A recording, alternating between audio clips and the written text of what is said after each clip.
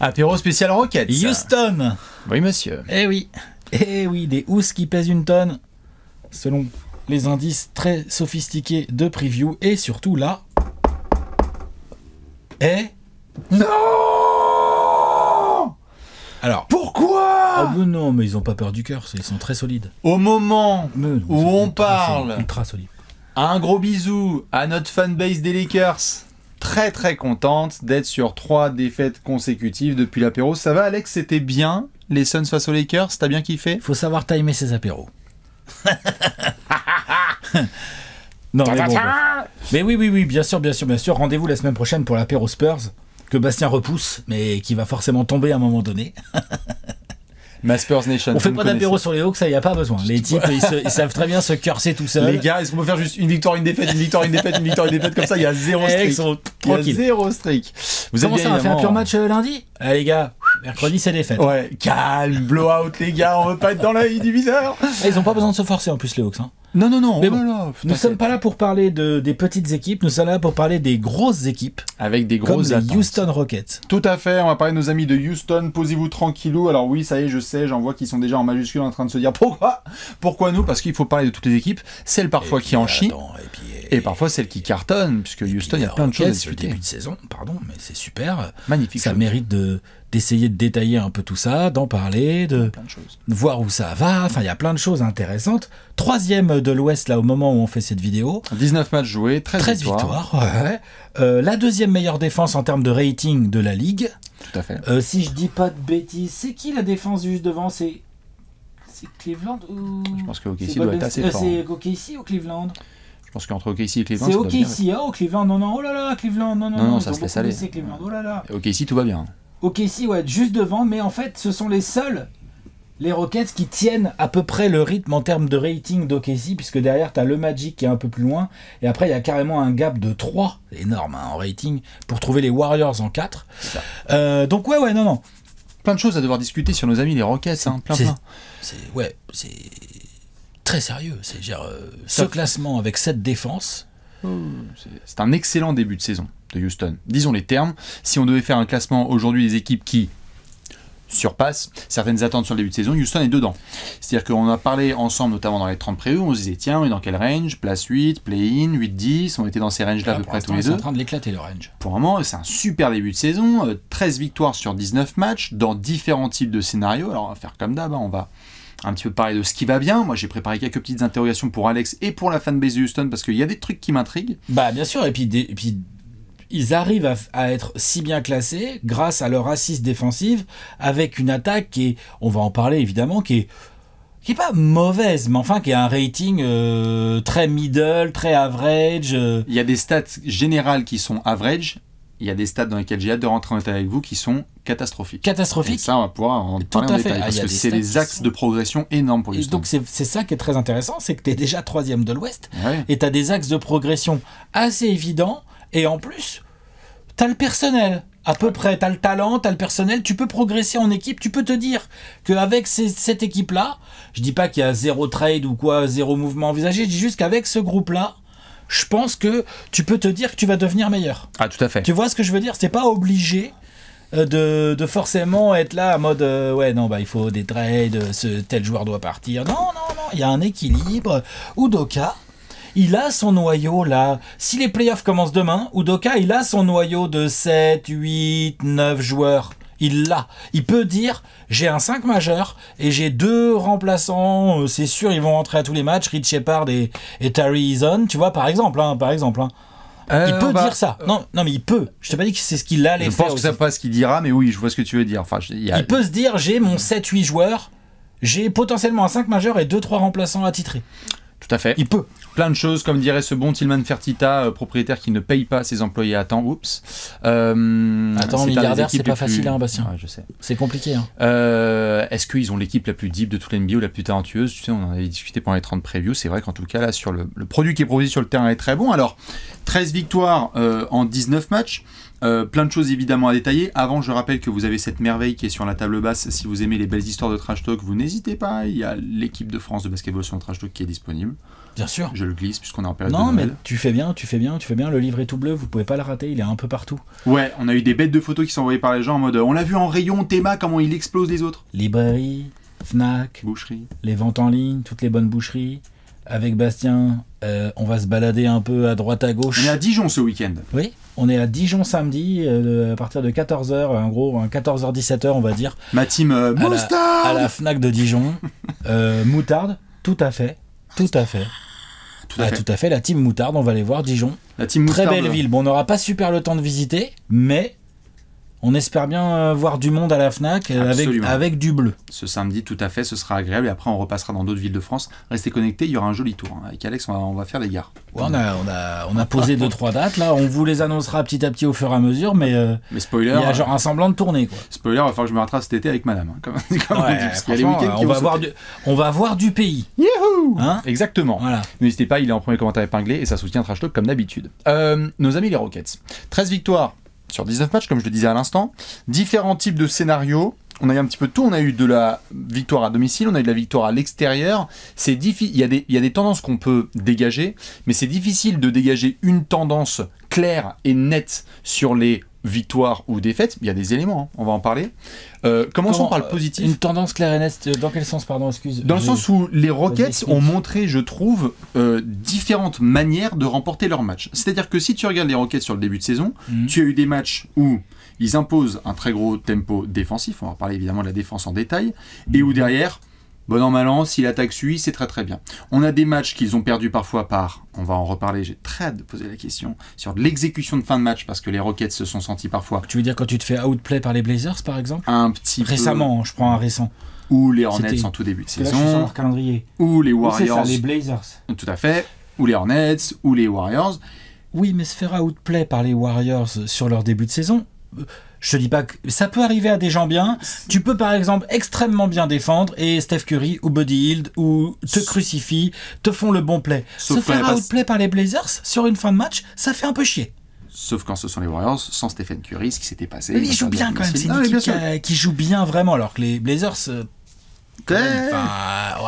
Non mais les Hornets aussi en début de saison, enfin je veux dire par là, c'est que quand tu regardes la saison de Houston, tu as des victoires convaincantes où ils tabassent ceux qui doivent tabasser. Merci Chicago, au revoir.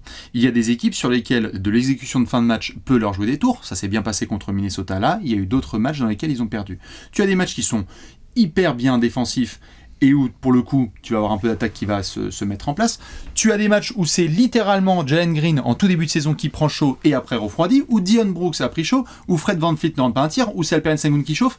Ce que je veux dire, c'est que Houston, moi, chaque soir, m'offre des scénarios différents. Il y a des tendances sur lesquelles on peut se rabattre, mais je trouve que c'est une équipe qui propose différents scénarios tous les soirs. Et qui arrive, parce que pour le coup, ils ont 13 victoires en 19 matchs, qui arrive avec plein de scénars différents à mettre des W dans la colonne. Voilà.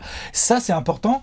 Tu vois, tu as quand même... Effectivement, ils sont tous un peu en dents de scie montagne russe, sauf peut-être Sengun, qui est peut-être le plus régulier. Là, il commence un peu à prendre une jolie vitesse de croisière et tout, je trouve. Ouais, en fait, il y en a qui sont réguliers, mais pas dans le bon sens. Ouais, mais tu as quand même 7 joueurs à 10, 11 points et plus de moyenne, donc ok, peut-être de temps en temps c'est moins bien, de temps en temps c'est beaucoup mieux, mais en gros tu arrives, t'as toujours des solutions à peu près de joueurs qui font un taf assez régulier finalement sur l'année, enfin en tout cas sur le début d'année. Limite, ce qui est plus chiant, c'est que je vais vérifier, mais il me semble que t'as personne au-dessus de 20 points par match. T'as personne. Alperen Sengun est le meilleur scoreur de cette équipe avec 18,5 gentiment. Et c'est serré, hein. Et c'est serré. Attends, en fait, il est à combien Jalen Green? Voilà, 18,2 tu vois aujourd'hui. Et même VanVleet, hein, il est un petit 15. Exactement. En fait, le truc c'est que quitte à faire dans l'ordre, et tu en parlais au tout début, commençons quand même par l'évidence, qui est que Houston sous Stone et donc sous Ime Udoka est une équipe qui avait montré des promesses défensives très très intéressantes l'année dernière et qui débarque cette saison en disant nous sommes une des toutes meilleures défenses de la NBA. Tous les soirs. Et je vais même te rajouter un autre truc qui est là tous les soirs, c'est vous allez rien pouvoir faire, on va vous out-hustle. Oui, ça c'est mort. On va bien défendre et on va vous tabasser, par exemple, au rebond. Genre, au rebond, Houston, c'est vénère. Déjà, ils ont Şengün qui est un bon gros pivot quand même qui aspire la bonne grosse onzaine de rebonds. Onzaine, ça se dit pas, mais vous m'avez compris, et tout de rebond. Mais t'as justement Tari Eason qui, quand il sort du banc, l'autre, il a faim.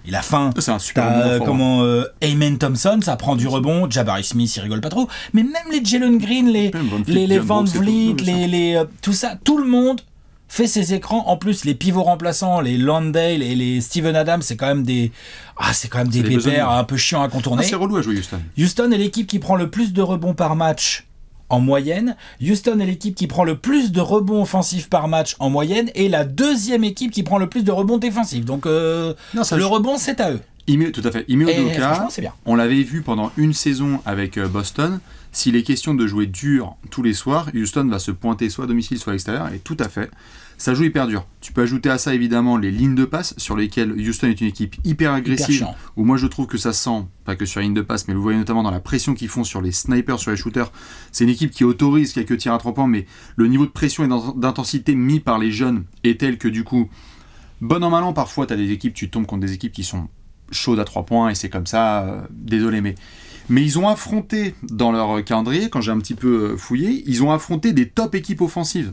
Ils n'ont pas affronté des guignols. Tu sais, parfois on a fait des apéros où on s'est dit, oh bah allez, avantage du calendrier. Houston a hyper bien défendu face à des top attaques NBA et les ont obligés à devoir réduire leur efficacité offensive ce soir-là. Et ça, c'est la définition d'une équipe défensive élite. Et quand une équipe bonne, qui fait un début de saison correct, genre les Clippers ou les Bulls par exemple, sont dans un soir où ils sont pas dedans, c'est un blowout. Ouais, c'est mort. Et Houston te tabasse. C'est mort. C'est important aussi. Tout à fait, bien sûr. C'est complètement ça. Donc la défense, tu l'as. Défense, hustle, en fait, et tout ça, ça ramène à un truc que tu as déjà un peu... La rigueur. C'est-à-dire que cette équipe, mine de rien, avec pourtant, il y a de la tête brûlée, il y a du gars un peu chelou, on va en parler, évidemment. Mais mine de rien, cette équipe, tous les soirs, si elle prend plein de rebonds, c'est parce qu'elle se bat, c'est parce qu'elle hustle, c'est aussi parce que ça respecte, ça fait ses écrans, ça vient aider les copains, les aides sont malines et tout. Et du coup, bah, tu sécurises ton rebond ou tu travailles sur les lignes de passe. C'est aussi de la rigueur, ça. Bien sûr. Et donc, ça revient aux choix qui ont été faits, non pas il y a 6 mois, mais il y a 1 an et 6 mois, qui sont donc Ime Udoka plus Fred VanVleet, plus Jeff Green, plus Steven Adams qui a été récupéré en saison dernière, plus Dillon Brooks, qui sont des joueurs qui ont connu beaucoup de choses en NBA. Ime Udoka finaliste NBA, Fred VanVleet champion NBA, Dillon Brooks il a vécu 2-3 trucs avec les Blazers. Jeff Green il est champion avec les Nuggets et le mec il a joué depuis 2008. Après Jeff Green il est vraiment très peu utilisé. Oui mais la simple présence en fait, la simple présence fait que Houston est une équipe. On peut voir plein de scénarios sur les 60 matchs à venir, il en reste une soixantaine, c'est ça ? Ouais. Je crois qu'à aucun moment il y aura putain les Rockets ils sont en roue libre, ils en ont plus rien à foutre. Ça n'existera pas. Non, ça n'existera pas ça. Gros point positif pour Houston. Surtout qu'en plus, là on parle que des vieux grognards, mais leurs jeunes là sont assez sérieux. Ouais, ils ont des défauts, on va parler de Jalen Green qui est sur courant alternatif, on va en parler, mais il est sur courant alternatif, c'est-à-dire que de temps en temps en attaque c'est un trou noir et ça rentre pas et tout, ok.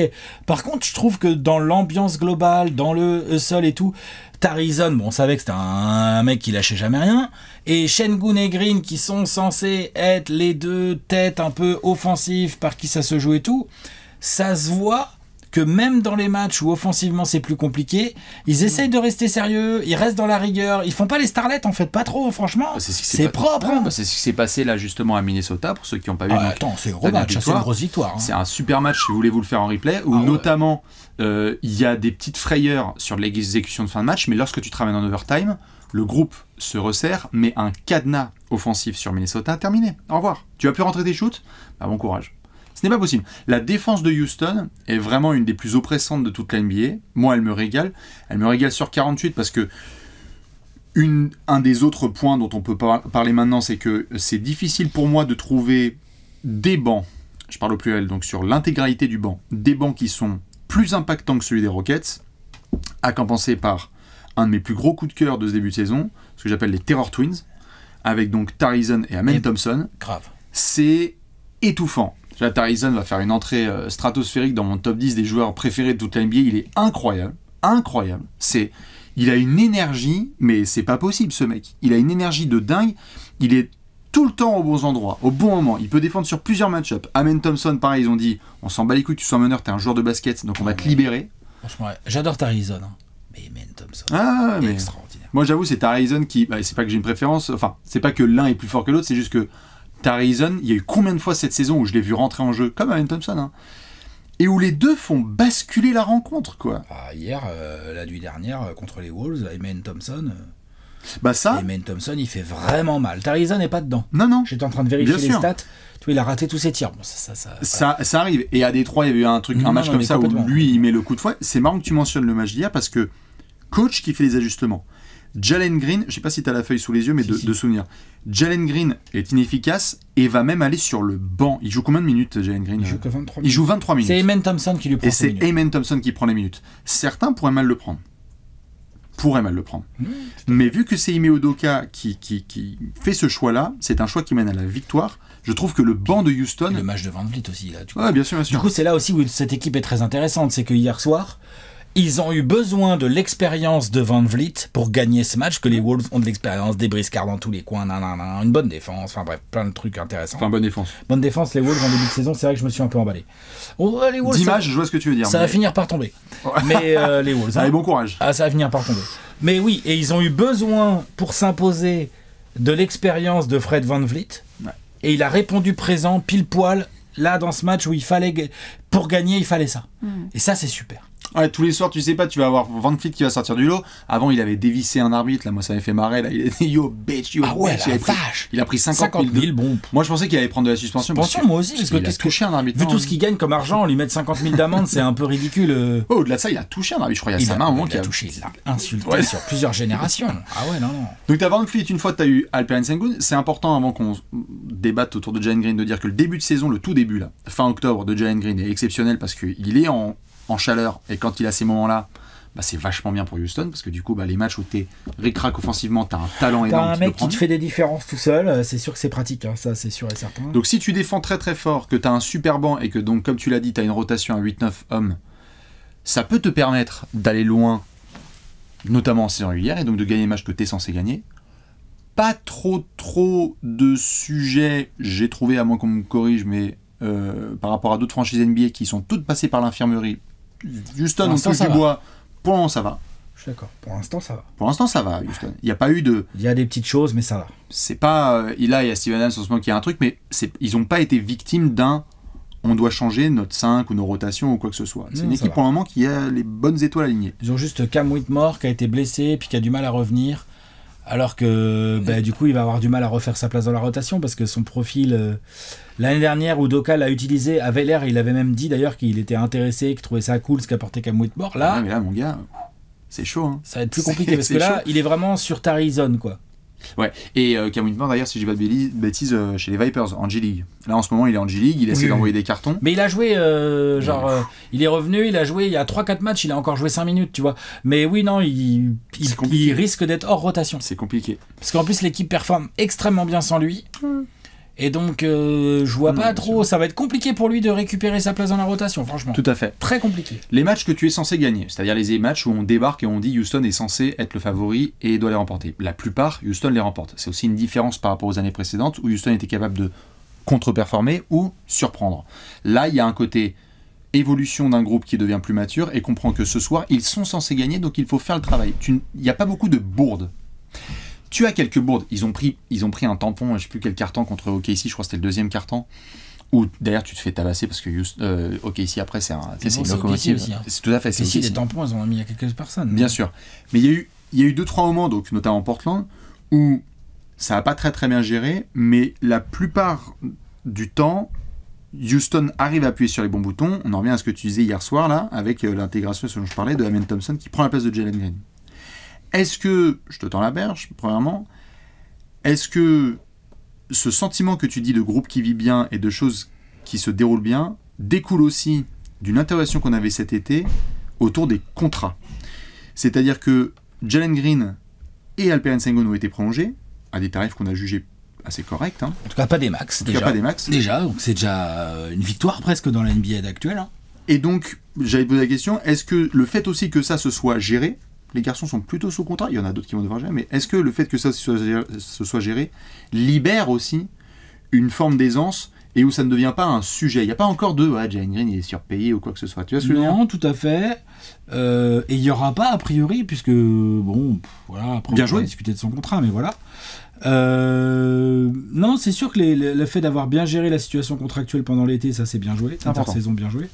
Ensuite, il y a un autre truc qui se voit quand tu les regardes jouer, c'est que non seulement la hiérarchie a l'air assez claire, mais en plus, comme on l'a dit, pour avoir une aussi bonne défense, il faut vraiment avoir un truc collectif où chaque gars est prêt à faire le taf pour aider, boucher les trous laissés éventuellement par un coéquipier. Où moi je trouve que et Jalen Green et Alperen Şengün, qui sont quand même pas des défenseurs élites, hein, attention, hein, mais ne sont pas non plus des cibles, en fait, ça va. Oui, t'as des attaques où le système est bien foutu et Şengün se retrouve isolé et tout. Ok, ça peut arriver, mais À tout le monde. ça peut arriver déjà à tout le monde. Et ensuite, je veux dire, ils essayent de les éviter intelligemment. Quand ça tombe, bah, ils se donnent. Il essaye, Şengün notamment. Jalen Green aussi, surtout que Jalen Green, il a quand même des moyens athlétiques extrêmement sérieux. Et donc, je trouve que moi, je suis limite, il me gave parfois en attaque sur des choix de tir vraiment pas bons. Je pense qu'il gave Ime Udoka aussi, mais que voilà, tu as un dosage à trouver. Par contre, je trouve que défensivement, les deux, là, Şengün et Green, bah. T'as pas le choix. Non seulement t'as pas le choix, Mon gars. mais surtout, tu sens qu'il y a un côté, t'as pas le choix, et il y a un côté genre. Ça se voit qu'ils ont compris pourquoi fallait le faire. Je sais pas comment dire. Ah, si. Ça se voit, quoi. C'est la win. Hein. Ouais. C'est la win. Mais ça, c'est très important dans une équipe. Eh oui. Parce que tu le veuilles ou non, à aujourd'hui, les leaders offensifs et les mecs qui sont capables de te faire des grosses différences. Oui, là, contre les Wolves, on a vu un très gros match offensif de Van Vliet. Et il est capable, hein, Van Vliet et tout. Mais tes deux vrais mecs par qui ça va passer du gros succès, c'est Şengün et Jalen Green. Je sais qu'il y a des gens qui vont me dire il faut trader Jalen Green, il faut trouver un autre profil. Pourquoi pas? Moi, je veux bien étudier, je veux bien voir qui et comment. Et sinon, il y a Şengün où, clairement, parfois, en défense, il peut un peu énerver, en mouvements latéraux, en protection de cercle. Moi, je trouve qu'il a progressé, mais c'est vrai que c'est pas... voilà, il n'est pas dans la course au deep-oil, comme on dit dans le jargon. Quoi, hein, tu vois, voilà. En revanche, le gars a vu le taf qu'il te fait en attaque de l'autre côté, bien sûr. Et il te fait en plus un taf intéressant, il te fait un vrai taf de pivot à l'ancienne, où il va te chercher aux muscles des Rudy Gobert ou des n'importe quel pivot en fait de la ligue actuelle. Tu joues Şengün, tu sais qu'au poste ça va mastiquer. Tu sais que le gars, si tu le prends trop à deux, si t'es le coach adverse, si tu commences à trop envoyer de la prise à deux, bah on a affaire à un sacré passeur. Et dans le périmètre, il s'applique, il a les push shots, il a les petits hooks, il a la main gauche. C'est un gros rebondeur. C'est un sujet, la raquette, quand en plus tu envoies des Jabari Smith et des Tari Eason là, te tabasser, la raquette, l'impact physique des Rockets autour de Şengün est vraiment... bien sûr. Je veux dire, on a vu les Wolves l'année dernière, en finale de conf, ils jouaient pas pareil, mais ça ressemble un peu à ce qu'ils proposent. Il y a des éléments. Il y a des éléments. Il y a des éléments. C'est pas la même chose, genre... Jalen Green n'est pas souhaite d'avoir Anthony Edwards. Mais oui, évidemment. Ouais, mais par contre, Van Vliet, moi je préfère ça à Conley. Oui, évidemment. Tous les jours. Oui, bien sûr. Tous les jours. En fait, Non, mais oui, tout à fait, bien tu sûr. vois Quand je disais il n'y a pas le choix par rapport à l'aspect défensif, c'est notamment parce que, et là on en vient aux premières lignes d'interrogation que je vais poser, j'ai très hâte d'avoir la réponse des fans des Rockets, notamment les tiens Alex. C'est la première chose, c'est que s'ils n'ont pas le choix, c'est parce que le 5 majeur de Houston, c'est assez fascinant sur le début de saison, c'est à la fois le 5 pur, hein, donc Jalen Green, Van Vliet, Jabari Smith, Şengün et Dillon Brooks. Ouais. Ce 5 majeur peut être considéré, statistiquement et même visuellement, comme le meilleur 5 défensif de toute la NBA. Il y en a d'autres qui vont discuter, les Celtics vont commencer à chauffer, mais numériquement, par rapport au net rating et les ratios défensifs qui sont capables de poser, en 5-man line-up, c'est un 5 qui est énorme défensivement. Défensivement ça peut et il y a faire Şengün et Green dedans. Et il y a Şengün et Green dedans, donc, tu vois, donc ça se passe bien. Et ensuite, on sait qu'il y a des rotations avec Tari Eason et Amen Thompson qui permettent d'eux. Le problème, c'est que la même phrase peut être inversée offensivement. Le 5 majeur, Alperen Şengün, Jalen Green, Fred VanVleet, Jabari Smith, Dillon Brooks, est actuellement le 5 majeur le moins efficace au tir de toute la NBA. Et d'ailleurs, l'équipe des Rockets au global, même en rajoutant le banc, Non, mais c'est terrible. c'est genre dans les moins bonnes équipes en pourcentage à 3 points, en pourcentage au tir global. C'est une des moins bonnes équipes aussi en nombre de passes d'ess aussi. Ah oui, non, mais... C'est-à-dire que Houston, attention. Oui. En fait, quand tu prends tout, c'est-à-dire, vous avez les tirs au global. 26e pourcentage de toute la NBA, ils sont à 44%. À 3 points, ils n'en prennent pas non plus des masses, ils sont 19e, mais ils sont à 25%. Ils sont 25e de la NBA, ils sont à 32%. Voilà, parce que 25%, tu me Non, c'est un peu compliqué. Ouais. Ils sont 25e de la ligue, donc bottom 5 en pourcentage à 3 points. Même chose au lancer franc. Au lancer, actuellement, ils sont à 76%, c'est 26e de la NBA. Donc que tu prennes du shoot de près, du shoot de pas tout à fait près, du shoot arrêté ou du shoot de loin, les Rockets au global ne sont pas bons. Et j'ai envie de te dire, heureusement qu'il y a Amen Thompson et Tarizon, parce que c'est deux des mecs les plus efficaces de toute l'équipe. Et Dylan Brooks à 3 points, cette année, il est à 40%. Et Dylan Brooks, tout à fait. Je sais que voilà, mais, mais attends, sur le début de saison, putain, il fait tomber. Hein. Quand on parlait, tu fais référence au surcoté, au top 10 surcoté? Non, je fais référence à rien du tout. Ok. Je fais référence au fait que Dylan Brooks, il a pas toujours été aussi régulier à 3 points.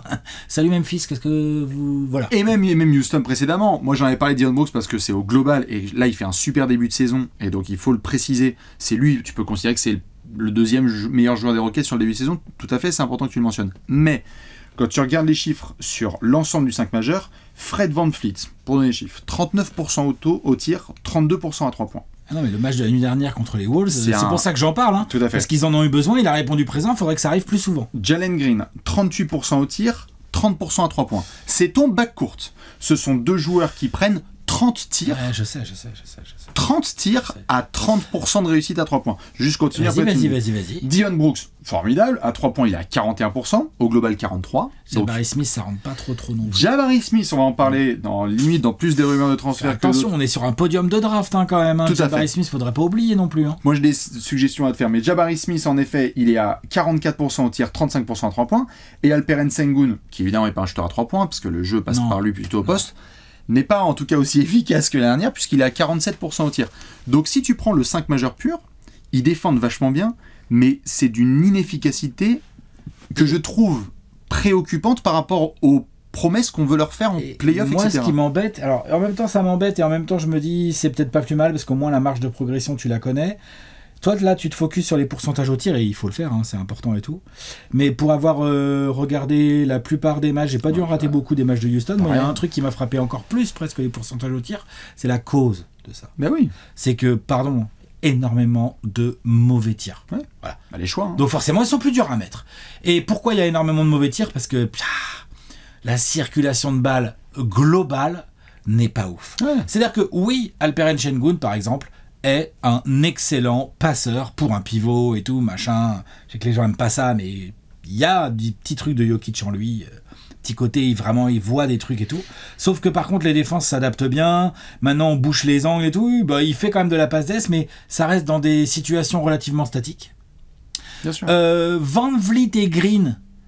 Bah, VanVleet, limite, au-delà même de ses pourcentages au tir, moi, je trouve qu'il stole un peu la balle, là, des débuts de possession.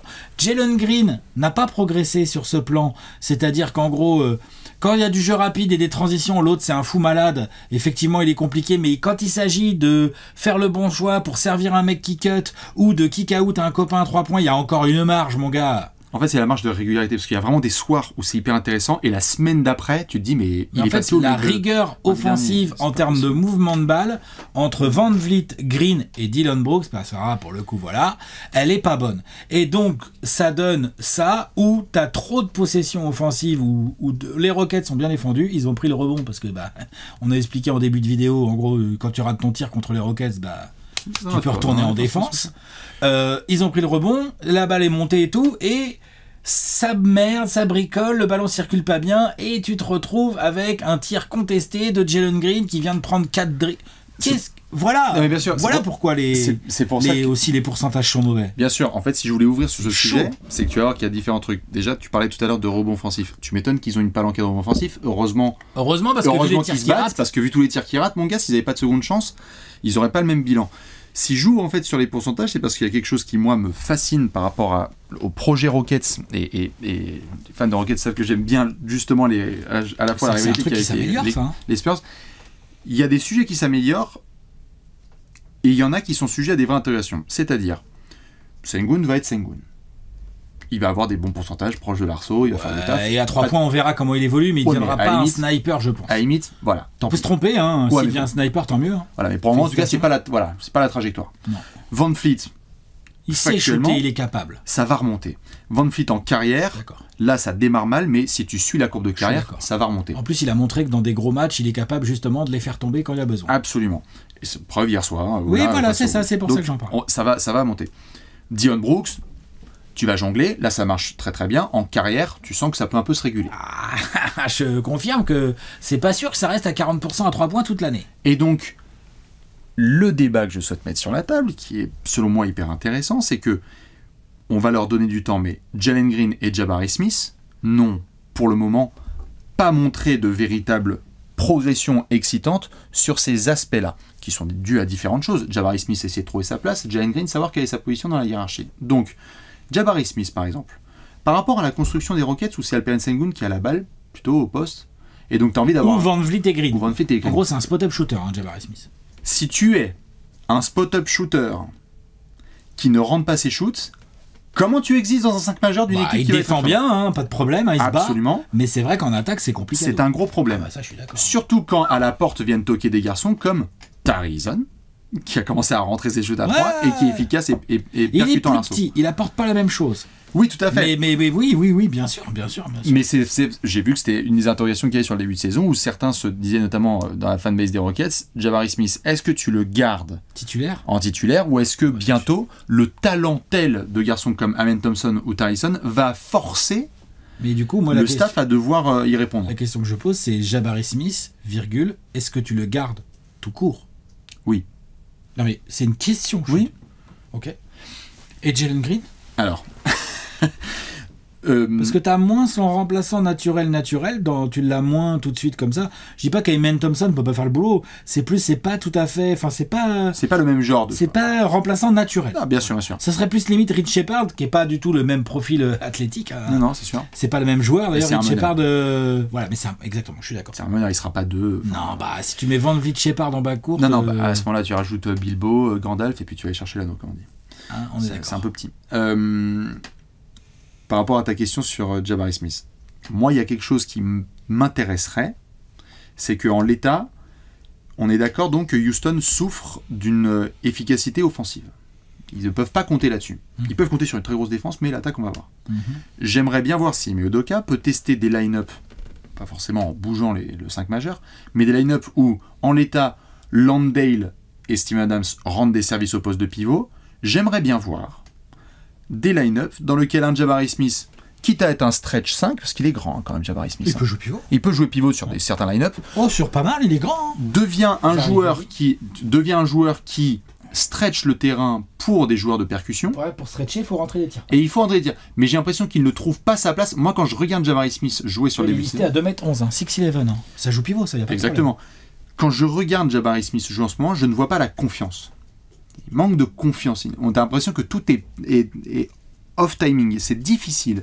Et donc, si tu lui donnes un rôle de potentiel stretch 5, parce que c'est bon, au rebond, tu tabasses tout le monde. En défense, tu tabasses tout le monde. Peut-être que tu peux un peu, réguler et avoir un peu plus d'aide sur des line-up avec un intérieur.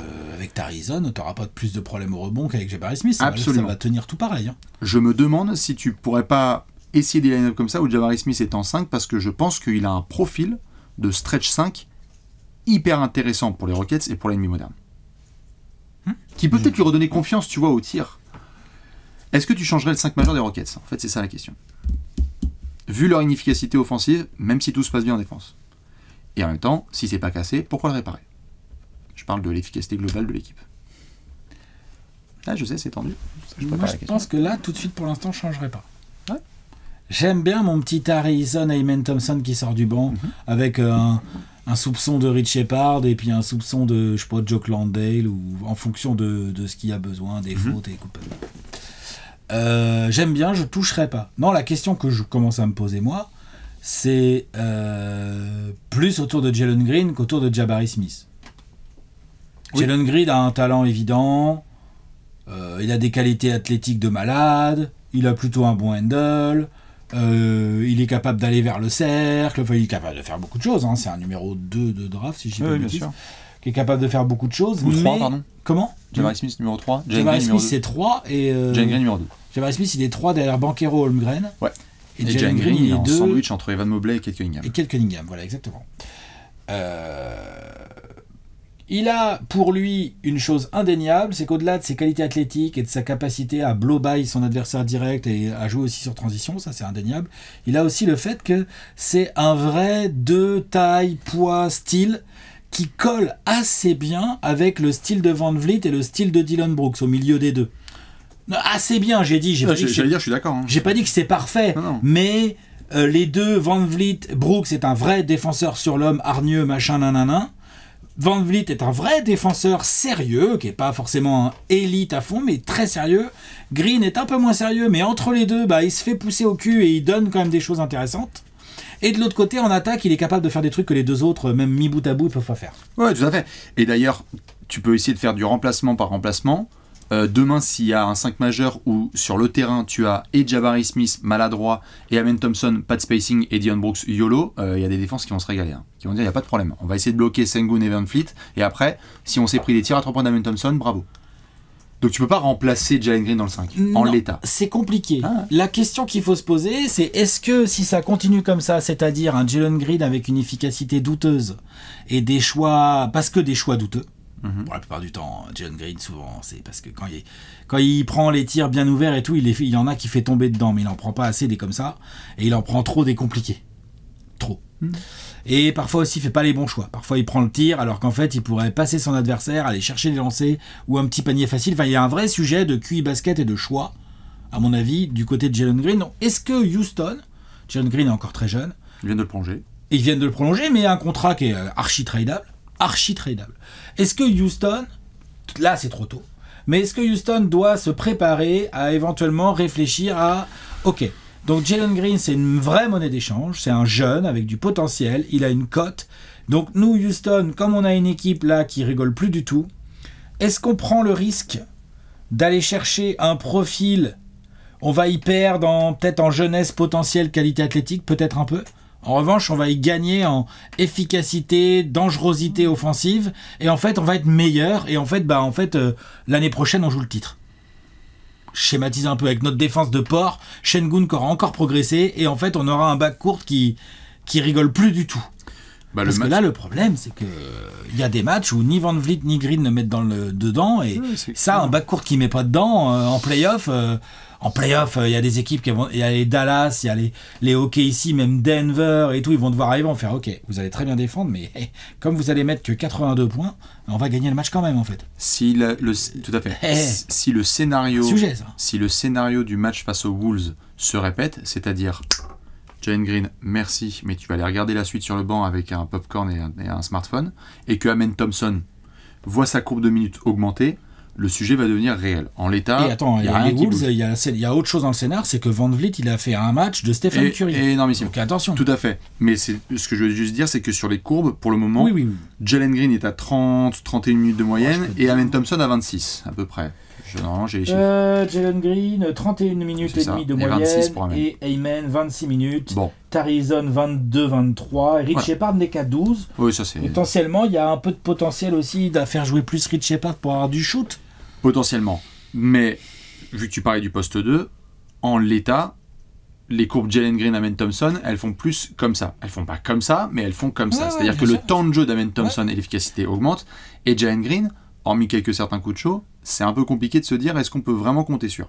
Puis surtout qu'Amen Thompson, comme tu l'as très bien dit en début de vidéo, Udoka il se fait pas chier. Hein. Tiens, tu remplaces Van Vliet, tiens, tu remplaces Dillon Brooks, basketteur. Tiens, tu remplaces Jalen Green, tiens, et c'est trop pratique. C'est sur le spacing que ça posera des questions. De toute façon, j'ai envie de te dire, sur Jalen Green, je crois qu'on est d'accord, c'est trop tôt.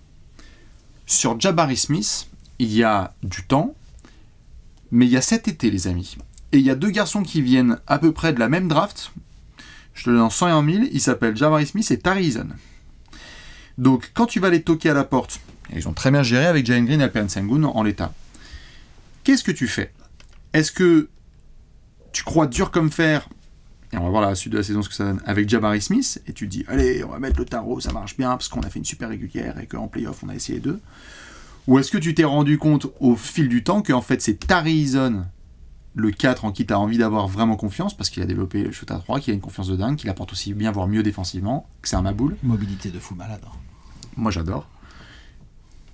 Tu ne pourras pas éviter le sujet, puisque cette année les 2 joueurs sont en fin de 3e année. C'est ça que je te dis, j'aime bien ton idée de il va sur le banc, il fait stretch 5.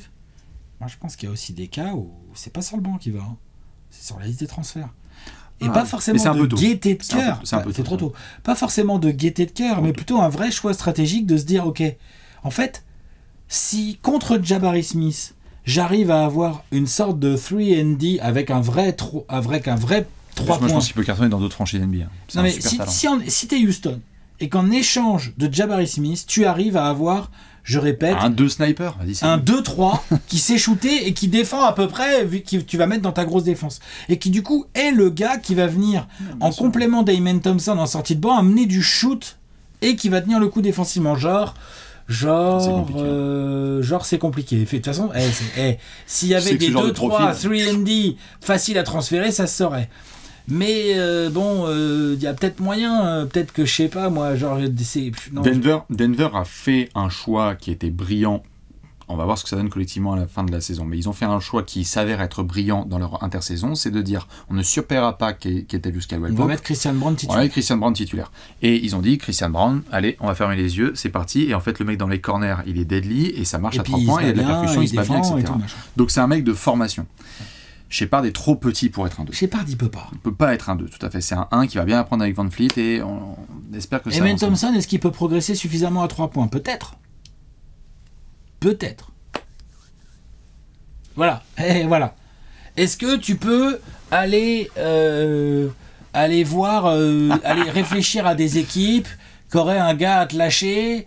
Ça serait pas forcément le gars le plus ouf de la Terre, mais en échange de Jabari Smith, ça passe. Et t'arrives à gratter un mec qui fit mieux, finalement, qui te sert plus dans ta rotation.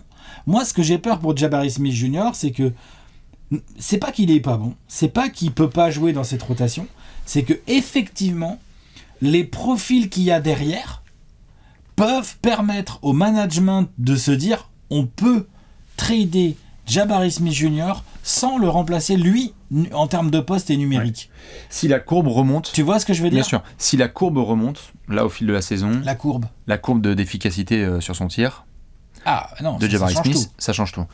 Pour le moment, la tendance elle est pas comme ça, elle est comme ça. Jabari Smith c'est un mec qui prenait 11 tirs, ses 2 premières saisons NBA, et qui était, la dernière, c'était bien, il était à 36% à 3 points, c'était monté.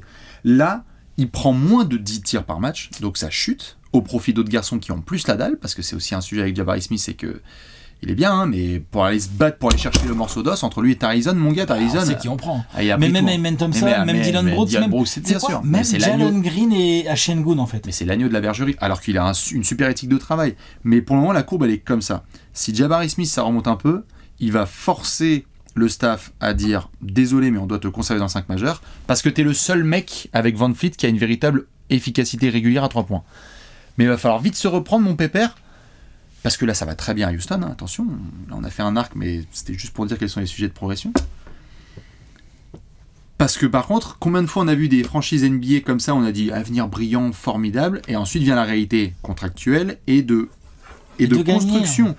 Parce que là, concrètement, la réalité de ce Houston-là, en admettant qu'ils arrivent à maintenir ce style, c'est-à-dire énorme défense, qui leur permet d'être toujours dans les matchs et d'en gagner pas mal, et donc de finir dans le top 3, Orlando l'année dernière. Dans le 3, 4, 5 de l'Ouest, ça se trouve au premier tour de play-off, ça dégage, en fonction de l'adversaire. Ouais, tu peux faire une Orlando.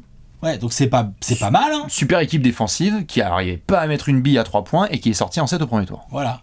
Alors, leur souhaite, hein, formidable. Mais derrière, est-ce que tu t'arrêtes là ? Voilà. C'est quoi l'année d'après ? L'année d'après, tu retombes sur Dallas ou sur OKC ou sur je ne sais quelle équipe qui a commencé à monter en puissance ou sur Minnesota. Enfin, tu vois, genre. Et là, Orlando on parle de l'Ouest, hein. Et là, Orlando a décidé notamment, parce que ça m'intéresse comme compas, de miser sur Kentavious Caldwell-Pope en se disant on a besoin de gars comme ça, on a besoin de mecs qui peuvent spacer un petit peu. Donc, on va responsabiliser davantage Franz Wagner. Donc, on va demander à Anthony Black d'y aller aussi, à Jalen Suggs de shooter. Maintenant, l'autre, il shoot, il en prend 8 à 3 points. Le rookie, par Tristan soir. Da Silva. Tristan Da Silva aussi. Donc, il y a des vrais axes, c'est ce que tu disais au début de la vidéo. T'es à 13 victoires en 19 matchs et t'as des super axes de progression. Ça, c'est cool. Mais il va falloir travailler là-dessus parce Est-ce qu'il y a un trade ou pas? C'est ça la question. Pour moi, je dirais non, pour l'instant. Non. Enfin, pour l'instant, c'est sûr que c'est non. À la deadline, on verra, parce que c'est dans quand même pas mal de matchs encore. Mais pour moi, ça sera toujours non. Par contre, à l'intersaison, je demande à voir. Parce qu'effectivement, tu as raison, quand il va falloir commencer à réfléchir à qui tu payes et tout, et que peut-être il y aura des équipes qui seraient intéressées et qui pourraient te lâcher un joueur que tu estimes correct et que tu pourrais rajouter dans ta rotation à la place de Jabari Smith, ça peut faire réfléchir Houston. Ça peut. C'est pas sur Jimmy Butler qu'il y avait des rumeurs là? Rockets, je sais pas quoi. Ah bon? Ouais, je sais pas. Ils ont déjà Dylan Brooks, pas besoin de Jimmy Butler. Je déconne. Je déconne. Mais Jimmy Butler, il t'amène énormément de choses, c'est sûr. Il t'amène pas vraiment le 3 points, par contre. Non, mais il te fait passer il des t'amène caps. de l'efficacité, par contre. Hein, puis de l'efficacité. Parce qu'il met pas trop les 3 points, mais par contre, Jimmy Butler. Les bons choix, mon gars. Ah bah oui, non, mais évidemment. Mais attends, si tu mets Jimmy Butler aux Rockets, attention, oh là là. Non, je voulais juste dire par là, parce qu'il y a eu des moments où il y avait des ils ont pas montages vraiment avec les assets. Comment tu fais? Houston, si. Ils ont... Non, parce qu'ils sont obligés de lâcher les mecs qu'ils n'auront pas envie de lâcher. Pour faire le contrat de Butler, comment tu fais? Ça dépend. Il y a des gars qui sont encore sous contrat. Tu lâches Jalen Green dans le coup. C'est pas tu lâches. C'est ce genre de contrat-là qu'il faudra lâcher. Du Butler, il a un gros contrat quand même. Hein.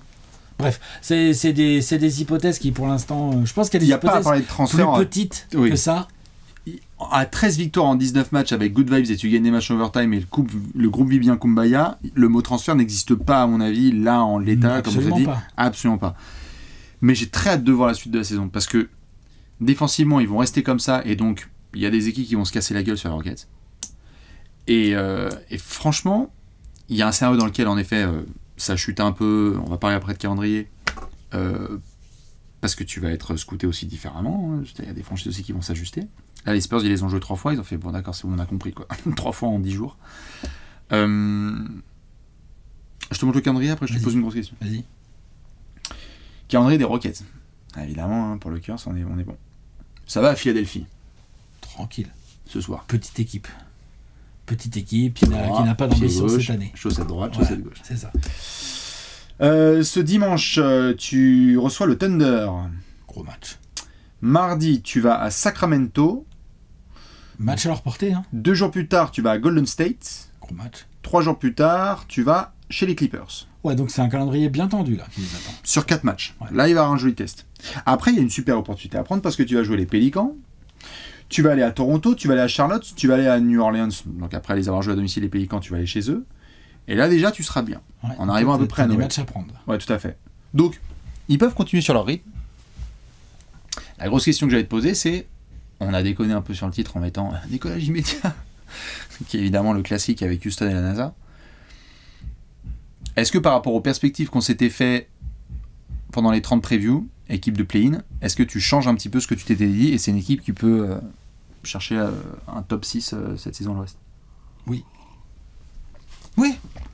Est-ce que cette équipe peut aller chercher un top 6 cette saison à l'Ouest? Oui. Puisqu'elle défend extrêmement bien et que je serais même pas surpris que genre dès le mois de décembre-janvier, il y a des pourcentages qui s'améliorent chez certains joueurs et que rien que ça suffise à leur faire gagner, à continuer à entretenir le rythme, quoi, tu vois. Est-ce qu'ils vont finir dans le top 6? Oui. Non, tu penses pas, toi? En fait, j'aimerais parce que je trouve que vraiment c'est une super équipe. Qui joue mieux?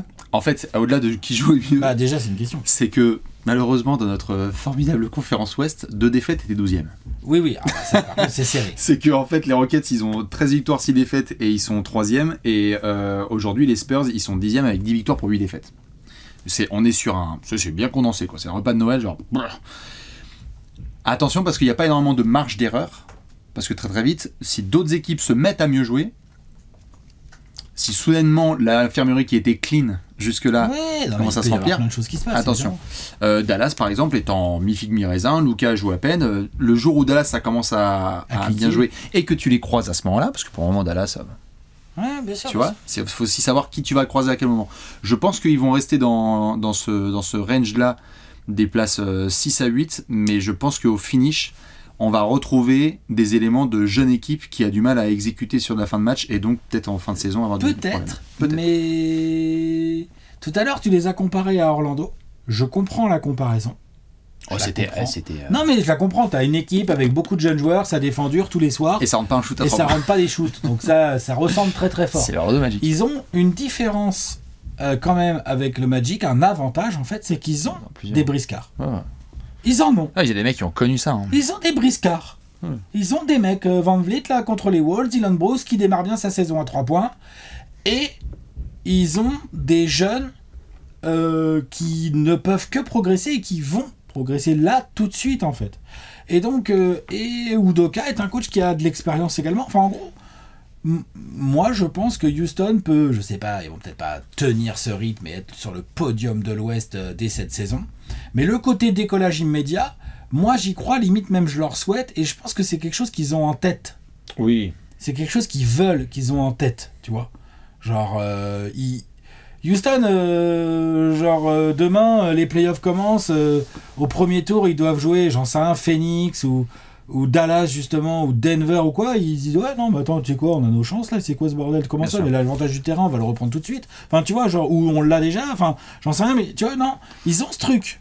Moi, j'aime bien ça. Pareil, classique, puisque vous l'avez vu sur la fin de la saison dernière avec la battle avec les Warriors, hein. Come out to play, hey. Avec Tarizon qui trash talk Draymond Green. J'ai juste jeté un coup d'œil aux 2 dernières semaines de la saison régulière des Rockets. Je donne juste une petite perspective. Vas-y. À partir du 31 mars jusqu'au 13 avril, donc le dernier virage. On ne sait pas ce qui se passera, mais, Non, on verra comment ça sera serré ou pas serré d'ailleurs. mais dans cette fabuleuse course. Tu vas à Phoenix, tu vas chez les Lakers, tu joues le Thunder, tu vas chez les Warriors, tu vas chez les Clippers, tu vas chez les Lakers, tu finis face aux Nuggets. Grosse fin de saison. Si ça sort indemne de ce truc, be my guest. Bravo pour l'avantage du terrain top 6. Sinon, ce sera un très très bon tremplin pour apprendre comment finir comme des grands et rejoindre l'élite de la conférence Ouest. Mais ce qu'ils font là en ce moment, c'est s'assurer un luxe de pouvoir perdre ces matchs-là parce que tu as bien démarré ta saison. Ouais. Et ça, c'est super. Et Vraiment. dernier point là-dessus, j'étais en train de vérifier dans le calendrier, mais c'est bien ce qui me semblait.